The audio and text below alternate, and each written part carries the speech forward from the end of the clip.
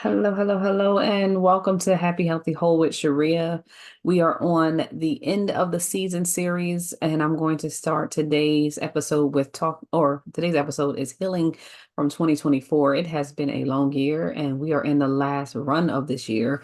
And so I thought I'd do a series on Black women's mental health and the importance of taking care of it as we enter into these new seasons.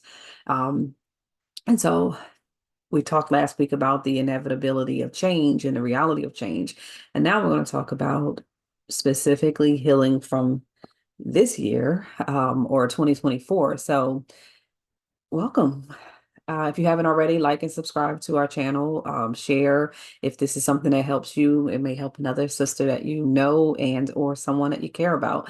All right. So thinking about it from that perspective, welcome to episode 2 of I don't know how many is going to be in this series, but I'm thinking about 6. We'll see if I can get through them all. But I definitely wanted to make sure that I closed the year out on really focusing on our mental health because this is a heavy year. And so as we approach the end of this year, it is essential, not just a little bit, but that we do most of our reflection over the 12 months while we also think about what we talked about, embracing change as we enter into the new year. This year has brought a lot of different types of challenges that I'm not going to get into the different types, but you know them because you're living them, right? And the reality is that they've offered us the opportunity to have some invaluable lessons as well as some hardships and some hurts and some journey towards more resilience. It's offered a lot of different things. And what we need to know is that as we dive into how to heal from 2024, is that we acknowledge both the hardships and the growth as real experiences for us all. So when we think about healing from 2024. I'm not going to make this long because I know that last week embracing change was a little bit longer than our usual. I try to keep these to 5 minutes, 10 minutes at the most. I really think it's important to remember that as we close out this last part of the year, that we need to practice self-compassion and forgiveness. I talk about this a lot. I'm going to open up my water. So excuse me. Yeah. Some water. Sorry, people. Um, and as we talk about kind of practicing self-resilience in many different areas, I've talked about it before. I'll link a video here as well with a little more details, possibly. But when we think about it, it's easy to be hard on ourselves. I mean, we are sometimes our worst critics. Sometimes we don't even see the accomplishments in which we've done over the year. We can only see what we haven't done. So it's easy to be hard on ourselves, and that's just the reality. And as we set goals, or have we set goals that that were unmet, or we can acknowledge are not fully where we would like them to be, we didn't plan it to be that way, but it is. So it makes us really have to kind of hone into being compassionate and forgiving to ourselves. So being able to be self-compassionate as you close out this year is going to be a huge part of keeping your mental health in check. Acknowledging your efforts can help you to forgive yourself for what didn't go as you expected. So think about it from this. If I had this large goal of losing a certain amount of weight, learning a new language, doing my first marathon, having a child, getting married. If I had all these huge goals and some of those things may not have been accomplished, it's okay to acknowledge them, but also we need to also acknowledge our efforts.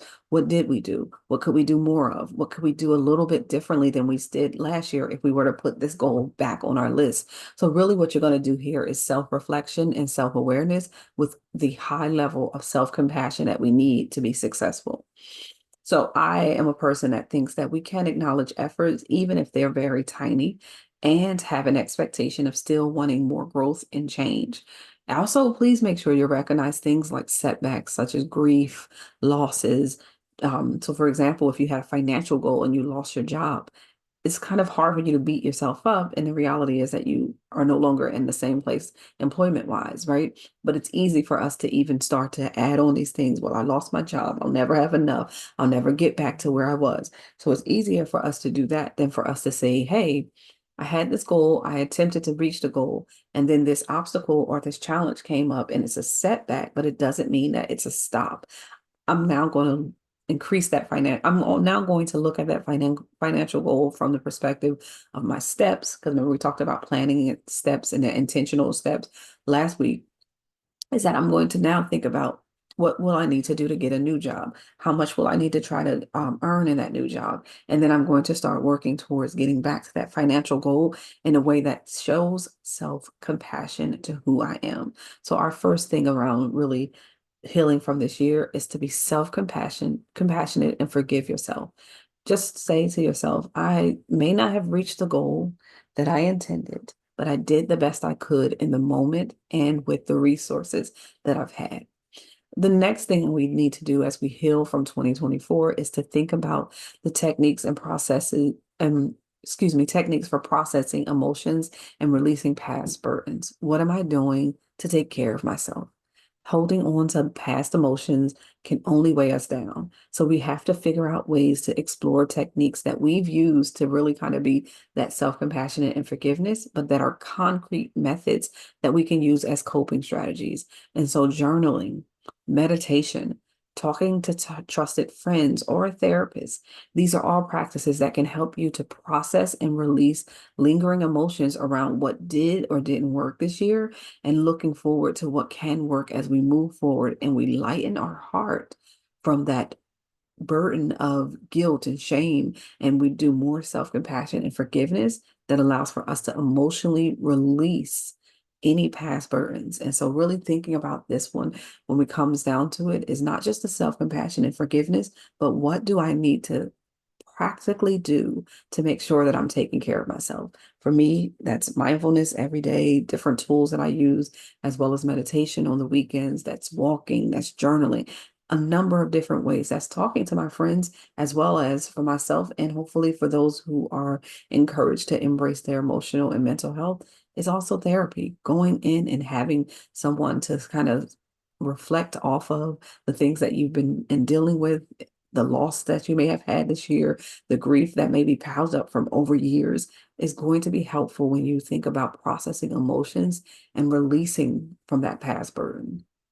And then last but not least, as we heal from 2024, think about creating spaces for healing before moving forward. Before you set new goals in the new year and you start to plan for the future, it's important to create safe spaces for your healing. This might be things like taking breaks at work, simplifying your commitments, so taking off some of the heavy things on your plate, or saying no to new things that are only going to exhaust you and or leave you from prioritizing your health, and spending more time in your collective and self-care, who you're around and what you need to do for your body. And then lastly, but thinking about it from this, and not lastly, but thinking about it from this perspective, healing isn't just about overcoming challenges as you're facing them. It's also about giving yourself the time and space to recover fully. So in some cases, as we embrace this new change or we embrace this new year, we have to give ourselves the chance to determine if we need to heal, rest, and relax as we kind of transition to the new year and look forward to what's coming. So, as we wrap up this episode, because I said I wasn't going to make it long, we have to remember that healing is a powerful foundation to future growth, because our next couple of episodes are going to talk about what's next and planning and all those good things as we come to the new year.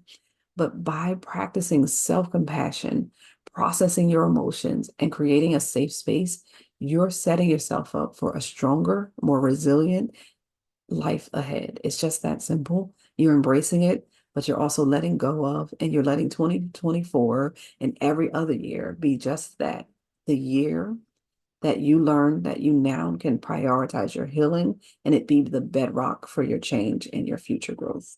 All right. Take good care of yourselves. I will see you on the other side. Be well.